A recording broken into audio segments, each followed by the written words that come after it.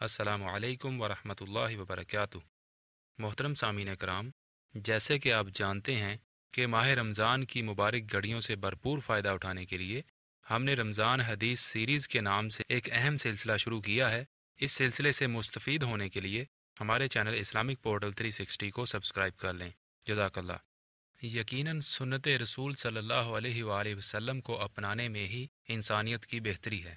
آج ہم آپ کے سامنے ایک ایسی حدیث پیش کرنے جا رہے ہیں کہ جسے سن کر آپ یہ جان سکیں گے کہ رمضان المبارک کے روزے کب شروع ہوتے ہیں اور کب ختم ہوتے ہیں، یعنی کب عید ہوتی ہے۔ تو آئیے بلا تاخیر ہم حدیث مبارکہ آپ کے سامنے پیش کرتے ہیں، توجہ سے سماعت فرما لیں۔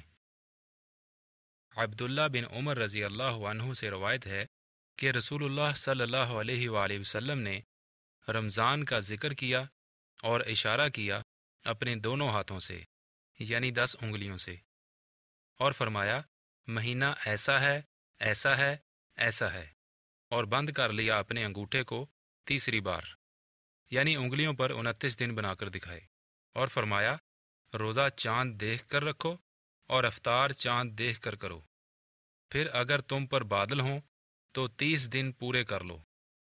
اس حدیث مبارکہ کا مفہوم کیا ہے کہ رمضان المبارک سے پہلے شعبان کا مہینہ ہوتا ہے۔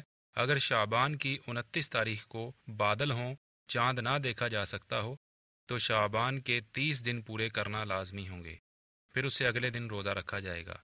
اسی طرح اگر رمضان المبارک کے مہینے کی 29 تاریخ کو بادل ہوں، چاند دیکھنا ناممکن ہو، تو رمضان المبارک کے بھی 30 روزے مکمل کیے جائیں گے، 30 دن مکمل کیے جائیں گے، اور اس سے اگلے دن عید کی جائے گی۔ اللہ تبارک و تعالیٰ سے دعا ہے کہ وہ ہمیں احادیث مبارکہ کو غور سے سننے، سمجھنے اور ان پر عمل کرنے کی توفیق عطا فرمائے، اور اسے دوسروں تک پہنچانے کی بھی توفیق عطا فرمائے۔ آمین۔ وما علینا الا البلاغ۔ السلام علیکم ورحمۃ اللہ وبرکاتہ۔